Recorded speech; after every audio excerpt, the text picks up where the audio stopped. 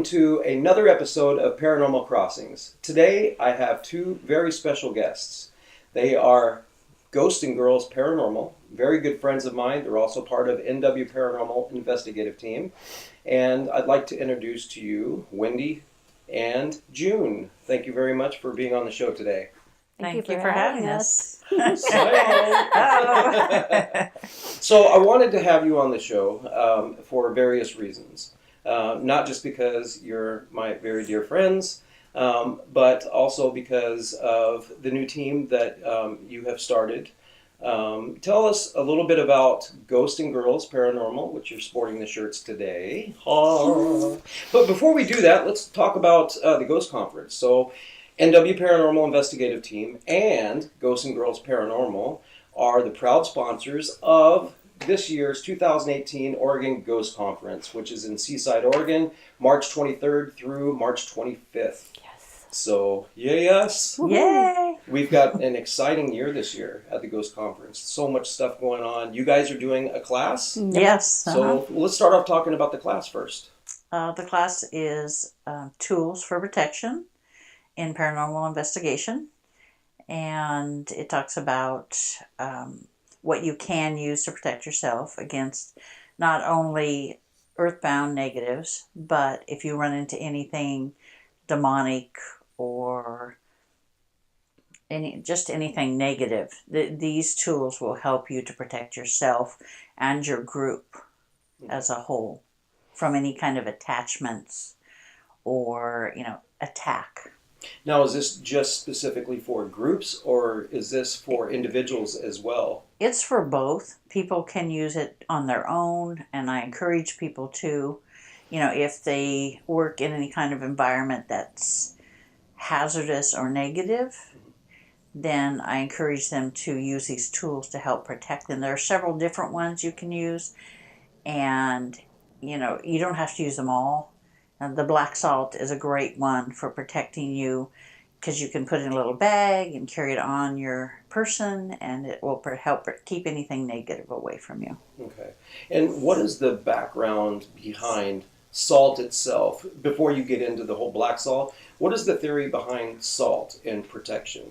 The theory is, during the old days, they used to use salt for purification rituals. Mm-hmm. And so it was used not only for purification, and it was even used in the Bible for purification, but they found that it had other properties to it as time went on. And so they would have problems with, during the witch hunts, it was to keep witches away, which is ridiculous, but whatever. But then they found it didn't work. Imagine that. Then they found it had properties for keeping spirits away. They laid down a line of salt around their home or, their village, and it would keep some kinds of negatives away. And so they just started using it as a traditional thing. They would go around and they built a new home, they started a new village, and they put it around the outside perimeter to protect their homes and villages. Is it because of what is in the salt? Is it because of the crystallized parts of the salt or the quartz or whatever that's in the salt that provides that protection? Some of it is about that. Energy? It does. It holds the energy, and the purer the salt, which is, in the old days, it was all pure. Mm-hmm. There were no refinements. There were no ionized salt and all this other stuff. Gotcha. So when I encourage someone to use salt, even to protect against negatives, I encourage them to get unrefined Dead Sea salt, if possible. Mm-hmm. When I started doing the black salt, making the black salt, God told me, you need to get unrefined, unpurified Dead Sea salt added raw, because it's just pulled off of the Dead Sea, cleaned and shipped out. Now, you said God told you. Now, how did all this come about? What was the circumstance? About 28 years ago, I had decided that, well, actually I didn't decide. God came to me and said, I want you to start doing for me what you used to do in all your other lifetimes. And I'm like, okay, but what was that? And he says, you know what's inside of you. So you know you have the ability to remove demons. And it took me a while to get used to that idea, because when I died in a motorcycle accident, it was revealed by Michael the Archangel that my soul belongs to Ariel the Archangel. She was sent back to learn how to have compassion for mankind. So she reincarnates and tries to learn lessons. And in every reincarnation, she ends up removing demons. She was actually hung as a witch in England for removing a demon from a person. Oh, wow. It's like no good deed goes unpunished, Right. And so he says, because of Ariel inside of you, I want you to start removing demons. And he said, Michael will teach you everything you need to know. So that's when it took me a couple years to get confident within myself and understand what was involved and learn to bring Ariel forward during those times. And once I did, he says, you're going to have to protect the people that are involved, the people that are being haunted or the people that are being attacked. He says, I want you to create a black salt. I had heard of black salt, but he says, this is nothing you've ever heard of. These are the ingredients. I want you to, each ingredient is going to be soaked in holy water and left to dry in the sun. And I will bless it at each step of the manufacturing of it. And it says, and then in the end, when you put it together, I will bless it again. And it's been working for 20 some years. Wow. Yeah. And I know firsthand. Yeah, it works. Because I've used it many times. Yes. I carry it with me, actually. Yes, it's always good to carry. Yeah, definitely. And then, Wendy, so how did you and June team up? Other than being on our team together, and then, because we first met at the Oregon Ghost Conference a couple of years ago. Yep. And then... That's how I met June. Okay, so how did that progress? And then I also want you to tell me a little bit about your background and your gifts. I'm still working on them. Okay. It's just the daily work. It just really is, because sometimes it seems like they change. One day you're stronger here, and other days you're stronger there. And so define your gifts a little bit. Well, first talk about how you two teamed up. So you met at the Ghost Conference, obviously. And then we just started getting together and talking, and it just happened. So it was a blessing. All of it has been. So, yeah, we just started going and doing different things. She'd get a call, and she's like, hey, you want to come? I'm like, sure. Did it make you nervous as far as the removals? No. No? I've always just prayed when something was going on, and like she said, protect yourself. We pray every time as a team that we go, right. And so, like she always says, you can't go in there afraid, or you're going to have problems. Right. So later you can be afraid after you're done, then you can sit there and go, oh man, I can't believe that happened. Right. So. And then, so how have your gifts come forward, and how has June helped you? She's trying to help me be able to concentrate so that I can, because my brain just constantly goes. So she's trying to help me de-stress, just concentrate and deal with the different things that are around. And I've been an empath, and I kind of shut it off for many years because I was doing it wrong. I was bringing it on, like when I would do things, if I help relieve some pain in somebody, I bring it onto myself, which is not a good thing. So those things are slowly coming back, and just it's hard to even put words to it, really. I just see things more, I feel them more. Like when we've gone and done different things, some of the experiences, she'll see actual manifestations, demons, whatever you want to call the different things. I see a disruption. So that's something that's new, because I'd never had that happen before. Right. So now I'm having that. I'm seeing a lot more of them. Okay. Sometimes they drive me nuts. Stand there talking to somebody and something forms right next to you and goes away. You're like, did you see that? Right. So she's been very helpful. And it's just really nice to have somebody else around that understands where you are, what you're going through, because our kids have it, and we have to be able to help them too. Yeah. So, and it's getting stronger in them too. Yeah. Since she came along. Right. So, oh, don't I know? yeah, you have a whole house full of us crazy things. Like when we all got together that one night, everything just started going a little on the wacky side. Yeah. You know, it's kind of cool. It's comforting. I mean, it's comforting It is. to know, since you've come into our lives, you know, it's nice to be able to have you help us to understand what is happening and to put things into perspective. Exactly. You know, and I think that's the important part, is so many people don't understand what's happening to them, or understand what it is in the first place. But to have you help so many of us, you know, and that's a true gift in itself. Oh goodness, yes. You know, I try to do that. That's, you know, that's the reason I wrote my first book, A Medium's Guide to the Paranormal. I wrote it so people can empower themselves to, you know, not have to go to a psychic or not have to go to, you know, an outside source to help themselves. And they shouldn't have to. They should empower themselves. I can do this. I can handle it. I can help this person cross over. I can, you know, help rid my house of unwanted souls that are trapped here or that are bothering us.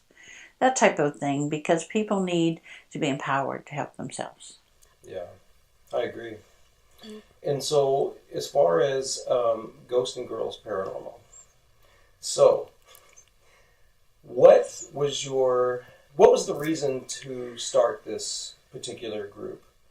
I started it because I have so many calls for help regarding negative entities. We did the show together called Ground Zero, Demons Here. I got over 200 calls for help, emails for help regarding negatives.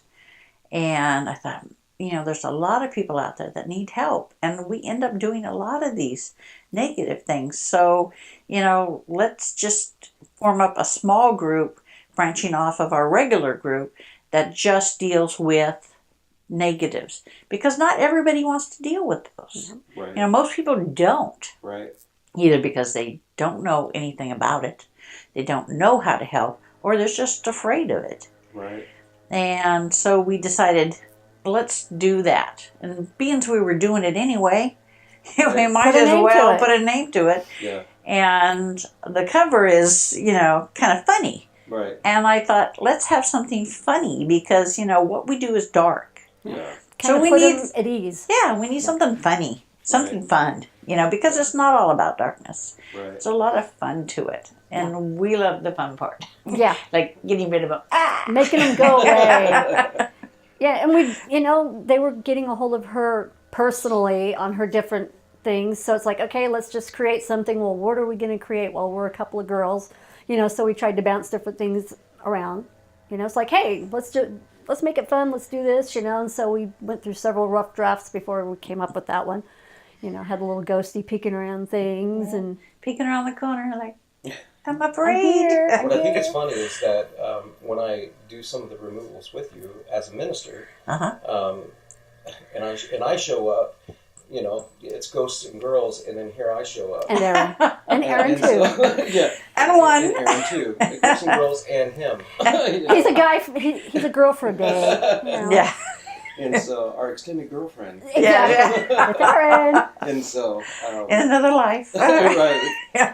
But, you know, in doing these negative removals, I was just talking to one of my friends the other day, and said, you know, never did I ever think that I would ever end up doing the things that I do now in the paranormal. Because, number one, as a minister, number two, being in the paranormal field for over 20 years now. And one of the things that I had said to my former person that I started the group with 20 years ago, really, was we were never touching anything demonic, ever. Never. I mean, I never say never. Very clear. See, yeah, never say never. And so, thinking about that and discussing that with my friend the other day, I said, I can't believe now, here I am going straight in for, you know, full force. Yep. And the things that the three of us have seen, and you and I talked about it. Oh, yeah. You know, you see it. Yeah. You know, this is something that you do. You've Yeah. been called to do. And then now I see, and you've helped me see that this is something that God's called me to do. Mm-hmm. And I've accepted that now. Yeah, I was afraid at first, but I don't go in afraid. No. And after that one major that we did, Oh, yeah. that changed my life forever.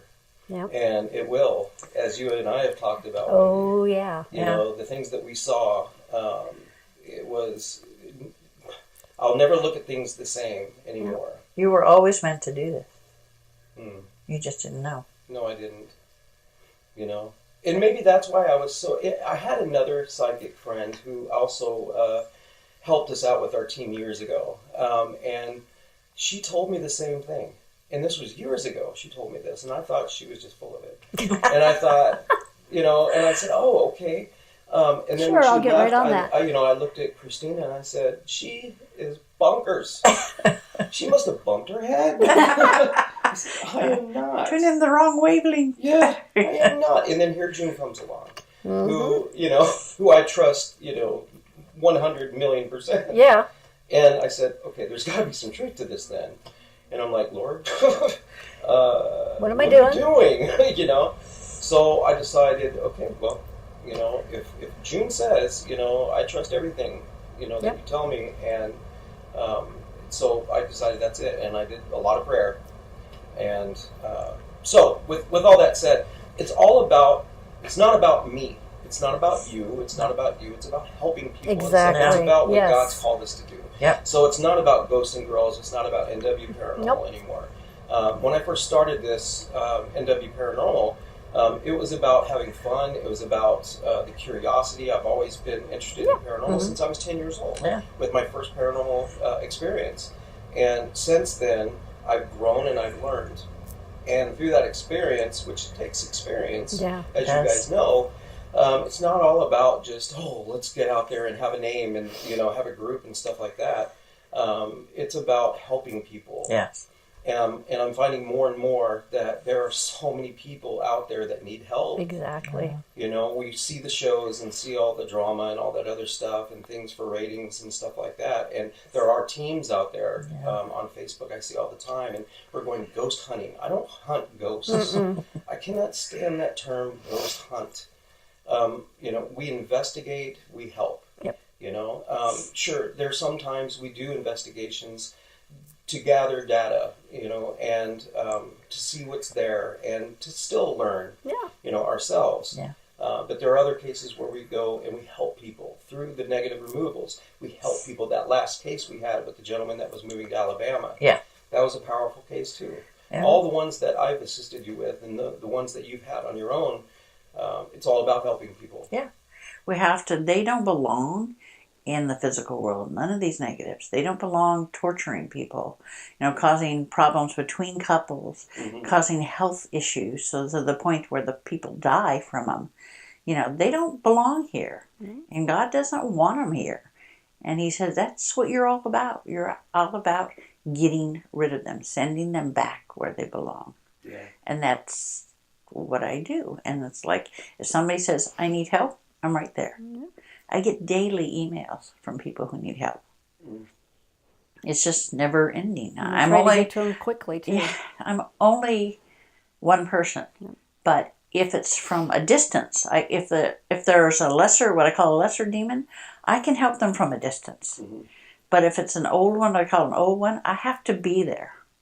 So I help the best way I can. Why is that? What is the difference? An old demon is much more powerful. It's like a regular demon on steroids.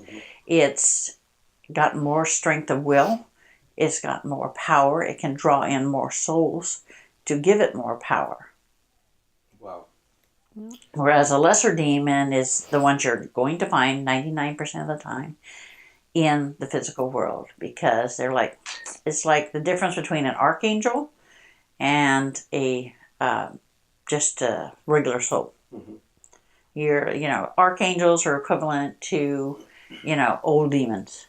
And these regular soul ones are equivalent to the lesser demons. They're not as powerful. They're stupid. They're not as smart. And, they're less likely to look below the surface of someone. Wow. So that you can sneak up on them. Mm. But if they know you're coming, most of the time it's, they can't see below the surface, so they just think it's another stupid human coming to do something about us, and they'll never get rid of us. Yeah. Until Ariel comes out, then it's a whole other situation. Mm. But I try to keep her within me until the last moment, because if they know that she's there, they'll hide, they'll leave, and then I can't do anything about it, and they'll come back after we're gone. Mm. Wow. And I've had that happen more than once. Oh, yeah. So I have learned to keep her back. I've been with you when you've had to chase them. Yes. In front of them. Yes. It's not fun. No. And then they lash out, and I've noticed that when we prepare to go on a case, for the week prior, it affects me personally, affects my family negatively. I know it affects you guys. Yep. So, not me. No. But I want to know, what is it like, and this is a tough question, I'm sure, because you don't have a choice. Yeah. You were chosen. Yeah. What is it like to be June? It can be a royal pain sometimes. It's because you're thinking to yourself. Demonic cases come in waves, usually. It's like you'll meet a crest where I'll get like 5 or 6 requests to help, because they're having problems. And then it'll go quiet for a month or two. And then it'll hit another crest. Only it's not doing that anymore. Back then you could recover. It takes me a week to recover from removing an old one or removing several. I've had to remove 5 and 6 of them in a house at one time. And the problem is, it takes me a week to recover. And it takes a toll on the physical body in the way that my energy is drained. But now it's like almost every day there's a cry for help. Mm. And so it's in fact, I ran into this last Friday. I felt burned out. I felt overwhelmed.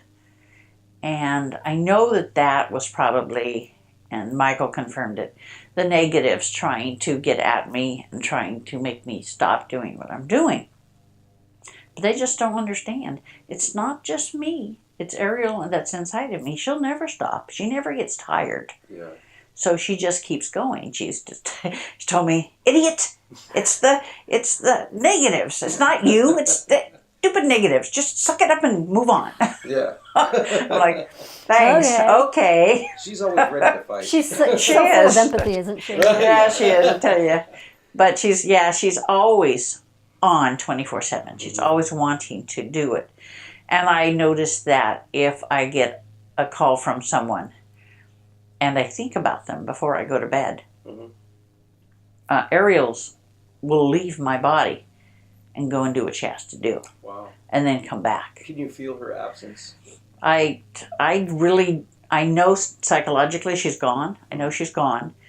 But I don't really, anything other than that, I don't pay attention. You can ask Wendy about that.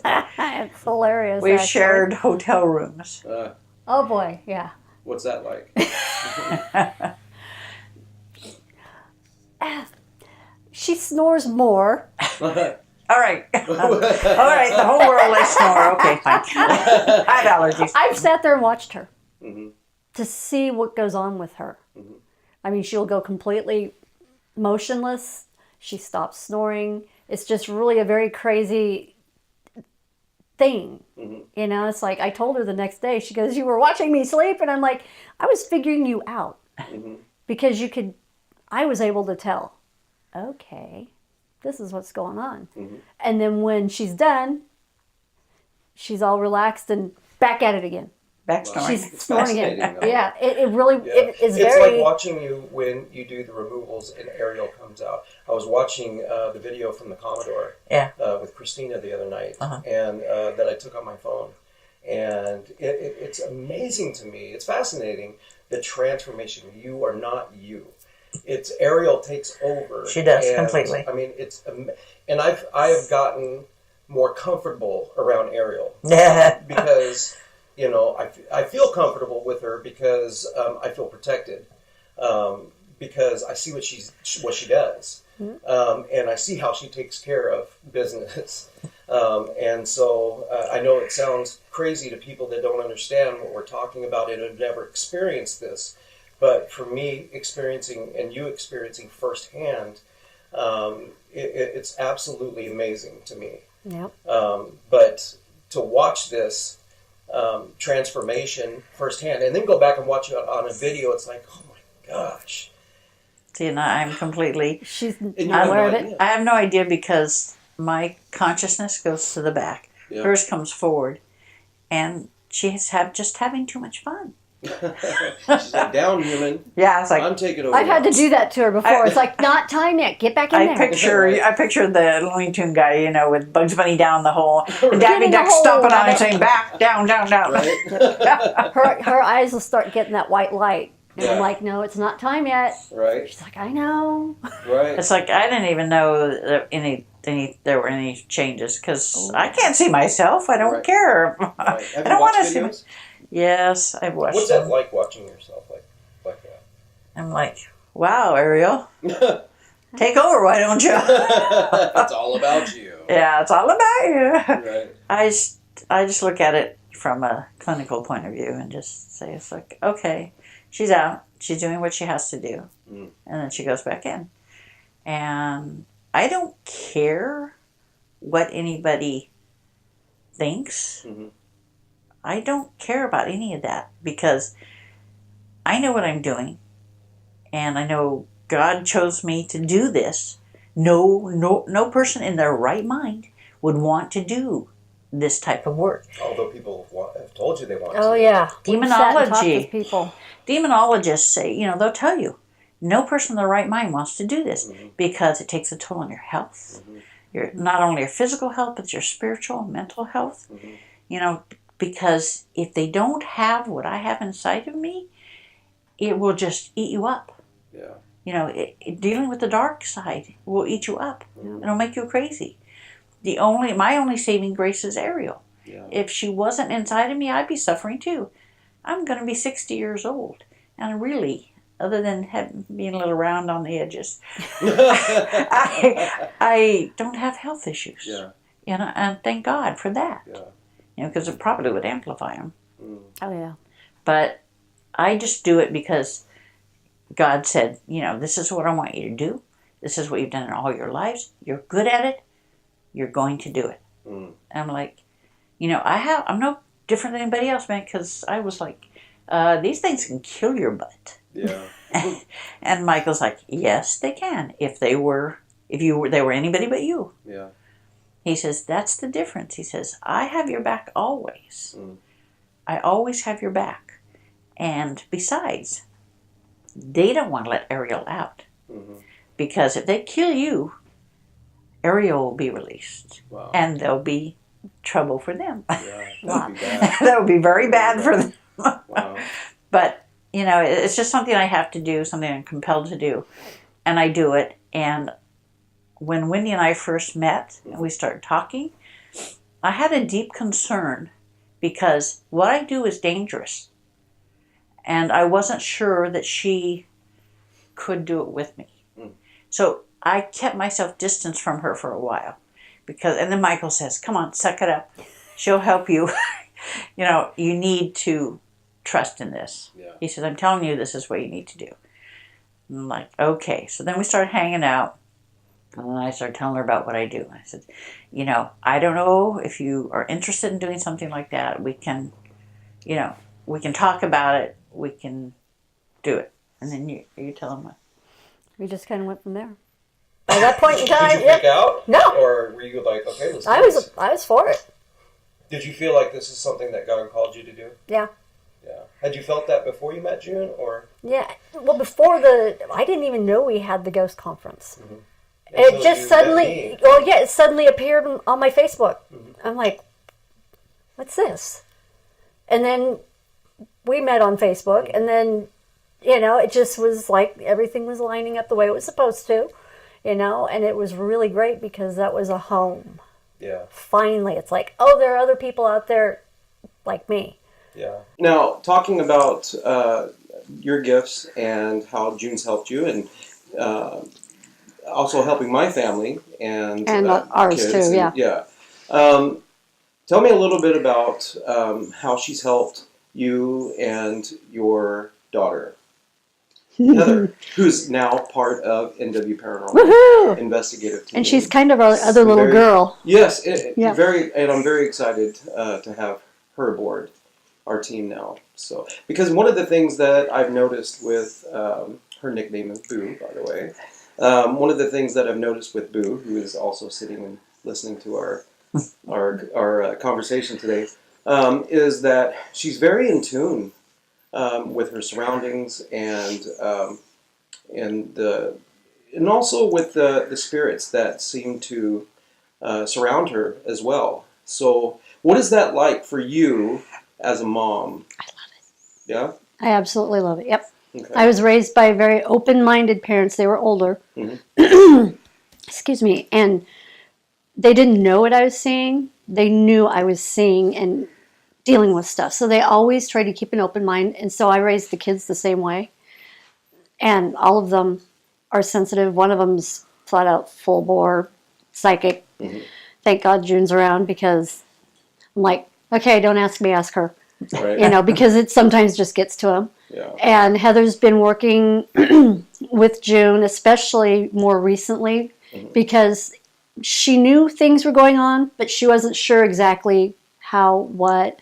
And so she's just, opening up really slowly, and she's gotten to where she's, I think, agreeing with it a little bit more. It's like, okay, I can handle this. It drives her nuts when she has one particular spirit who will sit and watch her sleep, though.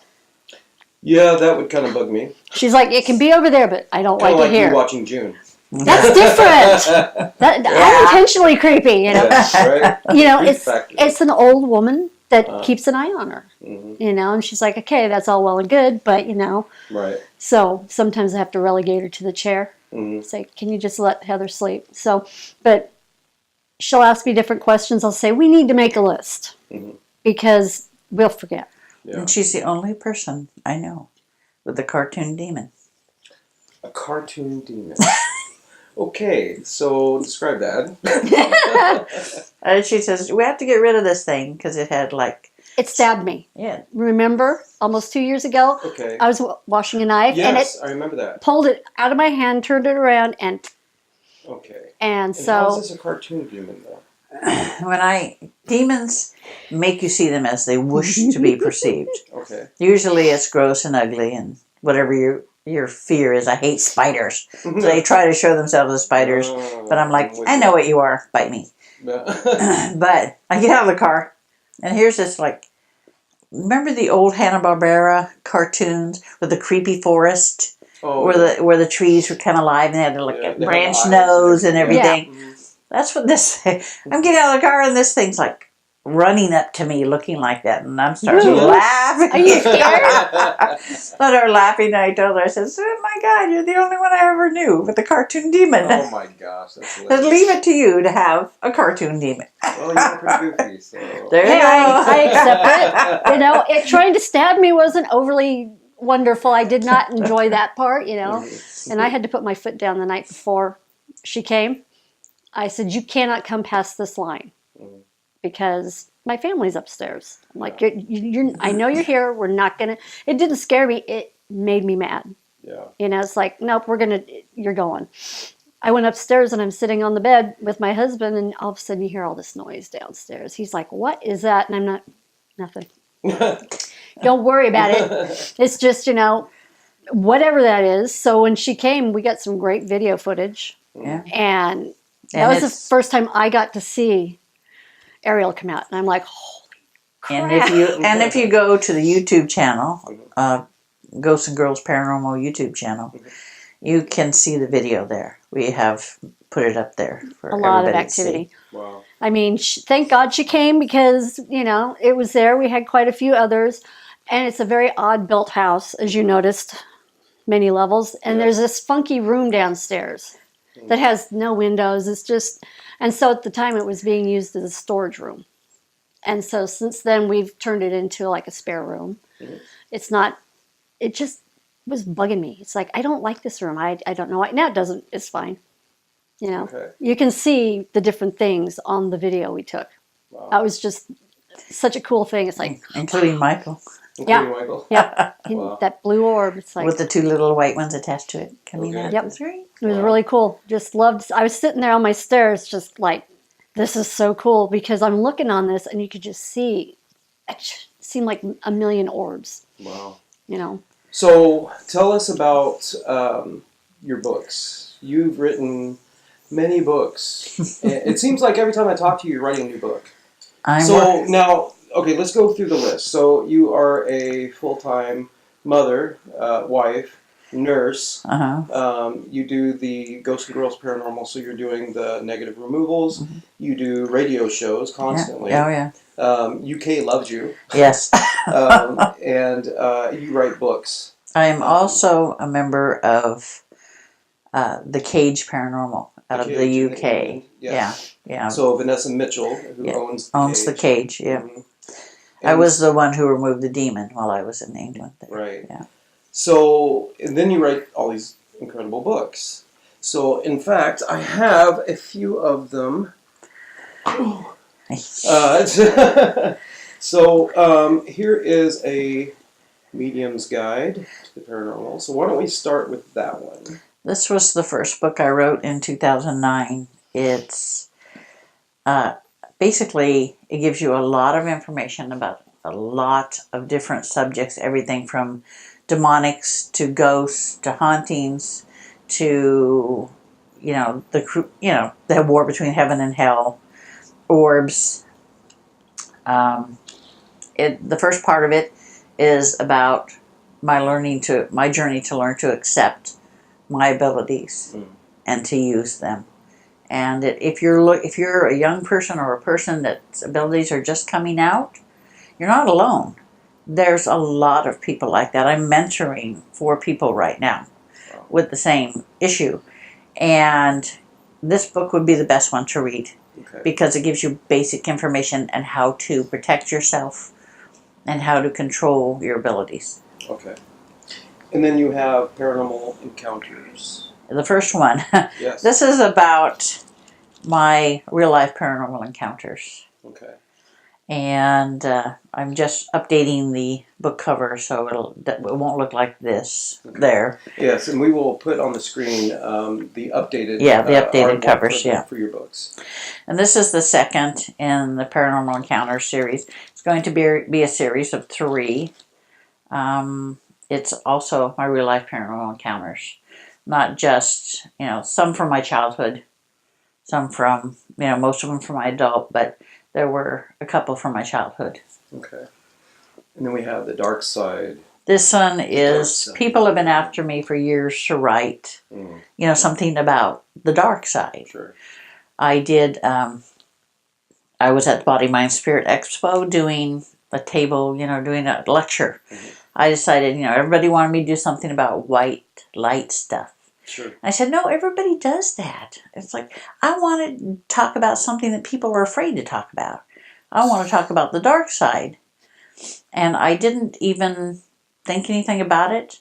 I was late to my lecture. I get in there, and it's standing room only. Wow. And people are coming for hours thanking me for giving the lecture on the dark side because people are afraid. Yeah. So I wrote this book to empower people to know the difference between, the different types, the minions, the shadow people, which is a minion, the lesser demon, and the old ones. Yeah. It tells their fears and the things that you can do to help yourself, what will protect you and what won't protect you. And it gives like their MOs, what are they doing? How do they perceive? Do they, what are their abilities? What can they do to you? Okay. That type And of I thing. think that's important because as a disclaimer, Yeah. people need to understand, and I'd like you to talk about this just briefly, as far as protection, because people think they can just go out there and just go head to head with demons and negatives and things like that. and not understand you need protection. We don't go out there unprotected. We don't just go out there and think we know what we're doing. We know what we're doing. Yeah. And people have a misconception about the Ouija boards and things like that. It's okay to use a Ouija board if you know how to use it and know how to close it. Yes. That's the problem. Anything that you do, whether it's tarot cards, scrying, doing crystals, Ouija board, having a seance, it all opens a portal, a door. And you have to pray for what you do before you even start in any of those things is you ask God for your protection and for guidance. And then you do your communication. And then at the end of it, when you're done, you say, thank you, God, and I ask for the closing of this door, this portal. And that will protect you. I don't care what you use. It's not the device that's bad. Right. It's the way you use it. Correct. That's bad. Yeah. You know, that's a big thing. And people believe, you know, that they can just go out there without any protection of any kind. Or they'll say, you know, I have this crystal, you know, this is going to protect me. Wrong. There are very few things that protect you. A necklace with the image of Jesus on it. It cannot be an abstract image. It has to be the real image of Jesus as a man. And black salt will protect you. Prayers and invoking the name of Jesus Christ and God Almighty, or whatever higher power that you believe in. You know, it's all essentially the same. Then those things will protect you. But beyond that, there's not a lot. You know, I've heard people say something about, well, you know, spread this brake dust around and it'll keep things from coming through. Or get some tar water. That'll help you. It's a carcinogenic. Tar water is. Right. It's like, I don't think so. It might help you cross over, but everything else, no. You know, when I first, because Clyde Lewis is a friend of mine, and from Ground Zero, and when I first talked to him about you and I coming on the show, you know, I was speaking to him over the phone, and I said, so yeah, I'm getting ready to hold this fundraiser for a friend of mine who's battling cancer. It's going to be at the Klondike. This was last year, of course. And I said, plus, you know, I'd like to have my friend June Lundgren come on. She's a, you know, not just paranormal investigator, but she's an international author. She's a animal communicator, a psychic medium. She's a demon seer, and blah, blah, blah. I said, whoa, whoa, whoa, whoa, whoa. Wait a minute, what? He said, demon seer? Tell me more about that. And so it's funny, of all the things I rattled off about what you do, demon seer was the thing that just snapped in his head. And so I proceeded to tell him a little more about that. And so when we went on the show, that's when you got the 200. Yeah, it's like crazy. That. So with that said, here's another book. This one is called Demon Seekers, The Journey Begins. It's fictional, based upon real life. It's about a archangel that was sent down to contact other archangels that have been born into the physical world. There are 8 of them. And as in reality, there are 8 of them. I'm one of them, but there are 7 more, and I know where 3 are. And I've made contact with them. But this is the first in the series. I'm actually in the middle of the second one. This one takes place here in the Pacific Northwest. Oh, good. And the second one will take place in England. Oh, imagine that. And Stonehenge is involved. Right. Oh, very cool. Okay. Yeah. Well, and you've been to England. I was in England last June, and I was there the first night I was there. I had a friend in Florida that says, you know, give me a call. I said, well, I can't. I'm in England, you know. She said, oh, well, there's this woman named Vanessa Mitchell over there, and she has a problem with a demon in her house. And I'm like, okay, I had never heard of anything, you know. It's a place called The Cage. I'm like, whatever. So I found her on Facebook, shot her off a message, and went to see the Tower of London. I came back, because it's the only place I could get Wi-Fi, and I got a message from her. She says, I usually ignore these messages, saying they could help me. She says, but I was compelled to talk to you, to answer you. I said, okay, this is what I do. I send me a picture of the house, and I'll see if I can do the removal. And so she sent me a picture, just like almost instantaneously. And I looked at him like, oh, okay, I know what's there. I know there's a demon there. You know, he's a pretty nasty one. There's some little minions funkying around in there. And I said, I'll do it. I'll do the removal while I'm on the treadmill. Now, this is after you got back home. No, this was when I was still there. Okay, so you weren't even going to go to the cage? No, it was too far away. I found out it was like 4 hours away. I had no way to get there. It's a small village called St. Oath. Right, okay. And I couldn't get there. Oh. So I'm like, I'll do it from a distance. Couldn't you Uber it? No, I don't think it goes out that far. And a train is ridiculous. Right. Okay. They do have a train station, but still it's absolutely ridiculous, the cost. So I'm like, okay, I'll just do it when I'm on the treadmill, you know. And they said, okay. She says, I have the psychic. I got back to her and said, it's gone. Don't worry about it. Mm-hmm. Taken care of. Well, I have the psychic medium coming from America. He's very famous over there. And I'm like, and she said his name, which I'm not going to say. Thank you. And she said, he doesn't do negatives. He draws the line at negatives. And I'm like, tell him not to worry. There's nothing left but little funky guys running around there. You can just sage them and get rid of them. And she's like, so she went the next day. And they went there. And he says, she's right. There's nothing left in here. Except these little onions, as minion onions. My little grandbaby. Yeah. Onions. So he just saged and there you go. I've had to remove them from a distance a couple times since then because she rents out the cage, which is the name of the place. And she's written a book called Spirits of the Cage. Now, wasn't this a medieval... it was a medieval women's prison where they housed a lot of witches. Now, wasn't there 7 or 8 women that were or witches that were killed? Killed, yeah. Okay. And they were hung down the road, at Hangman's Hill. Okay. Which I'm going to investigate while I'm there. Yes. We're going to have so much and fun. There's an asylum there's an asylum in the forest. There's an asylum in the forest. Oh. So we're going to have fun. Oh man. But it's like she calls me and says, you know, these idiots brought in this Ouija board, an open one, and they brought something came through. They didn't bother to close it or pray about it or anything. And she forbids them in the cage. Now, she doesn't live there. She and her husband... She hasn't lived there she's owned it for 15 years. She hasn't lived there for 10. Wow. Because of the hauntings. Because of this stuff. Okay. Yes. But they still own it. She runs it as... She runs it as a place for investigators to go. Okay. Because there's, a lot of activity. Right. St. Oath is a very old village. But she says they've come in and they've used one and...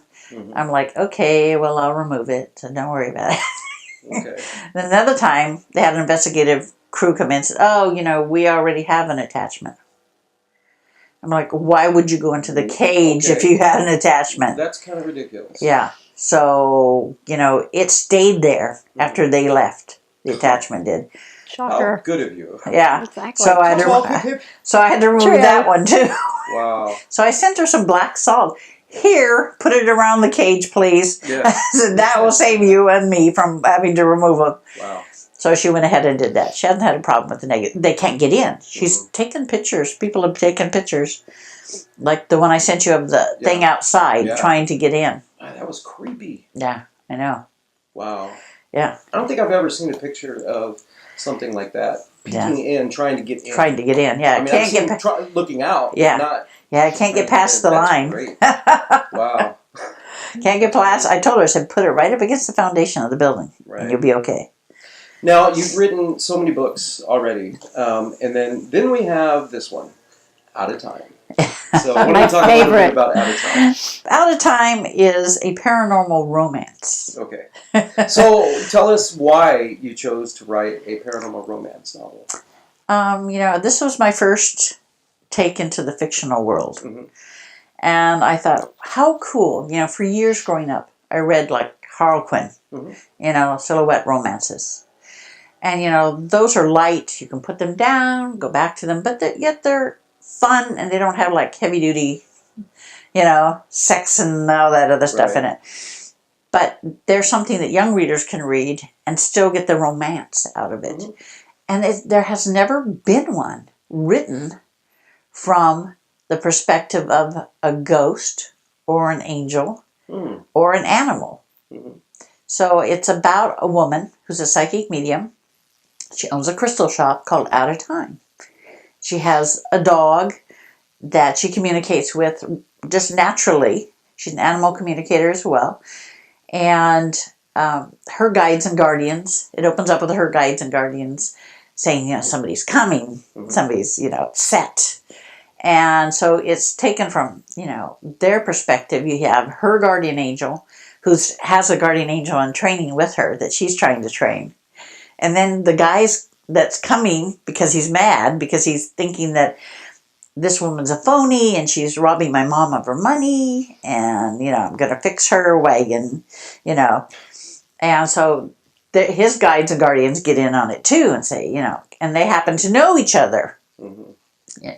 And then she doesn't know what's going on because her guides and guardians are being pretty quiet about everything, and so she has to figure out what you're not here for what you say you were here for, and there's something else going on, and it's just boy gets girl, but from a different perspective. Wow. It's how the ghosts and the guardians help That's so cool. them come together. I like that. I Those think are you're really right. cute. I've never heard of anything like that before. It was very That's fun. good written. Yeah. I couldn't put it down, honestly. Yeah. Sat in the bathtub for hours. I was a prune. I'm a very descriptive writer. You Yeah, feel I like, like you're that. in it. Yeah. You could almost see everything as she's writing. It's like, oh, that's awesome. I have 3 books right now in process. Jeez, see what I mean? The second one is the Demon Seekers book. It's called Demon Seekers Into Darkness. All right. And it's about the second Mhm. archangel. Okay. They found out where that second archangel is. And they have to go to England to help him. Because some archangels don't make the transition very well. They end up either killing themselves or having psychological issues. Because they have no one to help them understand that this is who they are, this is what they have. Wow. And so they're going to England to help this young man who has the second archangel's soul in him. And all his life he's been strange, hearing voices and stuff. So he thinks he's bipolar. So he's gone through a lot of problems and stuff like that. They have to go to England to help him understand who and what he is. Okay. And he has to battle. At Stonehenge, there's a big battle between him, his archangel, and the powers of darkness. Okay. Because there's a center area that opens up. And this dark cave-like thing is down below. Wow. Yeah. Wow. Okay. That's one. And then I have Through the Veil, which is the sequel to A Medium's Guide. Okay. I've been working more and more on that as well. Okay. And then I have The Awakening. Okay. It's a story of a teenager whose mom is a medium and has gifts, and he has his own gifts but is in denial and not wanting to deal with them, but he's forced to deal with them. Okay. And it's his journey to learn that it's okay to be different. Yeah. It's all right. It's, everybody's got gifts, so it's his journey to find out that it's okay to be different, it's okay to deal with this. Yeah. And that can actually help you grow. And it's based on my son. So, and then the other one is called Demon Seer. It's a factual book about me, what I see, how I see it, and how I came to do what I do. Very cool. Now, how can people buy your books right now? They can go on Amazon.com and just type in June Lundgren under books, and a whole bunch of them will show up. I have ones where some of my stories are in other books. One by Sammy Sands. It's a collection. There's a couple of them by her. Collection of scary things. But they're all for sale, either in print or ebooks. Okay. And then we're going to put up your contact information. Okay. Plus, people can go to ghostandgirlsparanormal.com. Or they can go to mysticconnections.org. Okay. We're on Facebook. And we're on Facebook. Yeah. Demonseer.com Okay. will get you right there too. I've merged Mystic Connections with Demons Here now. Okay, perfect. So they'll both get me to the same place. Okay. And also, you both have email at Right. nwparanormal.net. So Right. it's Wendy at nwparanormal.net and June at nwparanormal.net as well Right. for emails. And then we'll put all that stuff on the screen for viewers. Okay. And then also, are you going to have books available at the Ghost Conference as well? I'm going to have books available. Okay. I'm going to have black salt available. Perfect. I have some necklaces that I've put black salt into that are Perfect. going to be for sale there as well. T-shirts. Yes, you can have T-shirts for sale. Demonshere.com T-shirts as Okay. well as Ghost and Girls All right. Paranormal. We also are going to have NW Paranormal Investigative Team T-shirts for sale. Definitely come see us at the Oregon Ghost Conference. It is Friday, March 23rd through Sunday, March 25th, Seaside, Oregon. Go to OregonGhostConference.com for more information. The event guide is now available. Tickets are available. You can also buy tickets at the door. They are $10 for adults, and then 12 and under are free. We do have this year a paranormal kids zone, which is going to be awesome. All kinds of cool stuff for kids. We're going to have a big green screen photo session, and then we're also I'm going to do a presentation with equipment for kids to learn how to use some of the paranormal equipment. And also Heather is also going to help me do a presentation with that for the kids. We have all kinds of cool stuff going on this year. We've got classes. We have presenters, speakers. All kinds of great stuff. It's fun for the whole family. We do have ghost tours. I'm also going to do one of the ghost tours, lead the ghost tours, along with Rocky. And also we have the investigations Friday and Saturday night at the Bridge Tender and the Sea Salt location, which is next to the Bridge Tender. We've got the bonfire. We've got, there's so much to list, too much to say on camera now. So definitely go to OregonGhostConference.com. And look at all the wonderful things that we have going on at the Ghost Conference. It's going to be a huge place. Oh, yeah. We will all be there. We Yeah. are the sponsoring teams this year, NW Paranormal Investigative Team and Ghosts and Girls Paranormal. all right, so we will see you there. Come meet us. We'll do a meet and greet, get some signed books from June, get some black salt, necklaces, meet all of our teams because we will all be there. And meet all the wonderful people that are going to be there at the Ghost Conference. Rocky Smith is the director. He's an amazing guy. He will be there running around like a chicken with his head cut off as usual because he's always so busy. Yeah. But there's all kinds of crazy, wonderful stuff going on. And it's Seaside, Oregon. Who doesn't want to go to Seaside? Heck yeah. It's the beach. Come on. Yeah. So it's going to be a lot of fun. T-shirts are available for the Ghost Conference. They're $15 a piece. For the Oregon Ghost Conference, not talking about our T-shirts for sale, but each vendor has their own T-shirts and all kinds of good stuff. Lots of great speakers this year too. So it's going to be just tons of fun. So you don't want to miss out. We'd love to see you and meet you guys. And thank you again for tuning in and watching another episode of Paranormal Crossings with my great friends June and Wendy. So thank you guys for being here. Thanks for having us. Well, thank you. And again, we'll put all of your contact information on the screen so that way people know how to get a hold of you. And if you have any questions or you're having issues with paranormal activity or negative activity, either one, you can get a hold of us for NW Paranormal Investigative Team at nwparanormal.net, or you can go to ghostandgirlsparanormal.com. Yeah. So thank you again for tuning in to another exciting episode of Paranormal Crossings. My name is Aaron Collins, and we'll see you next time. Next time, Christina will be my co-host again. Unfortunately, she wasn't able to make it on this episode, but she'll be back soon. So she sends her regards to everyone. So thank you again. You have a wonderful day, and we'll see you at Seaside. Thank you.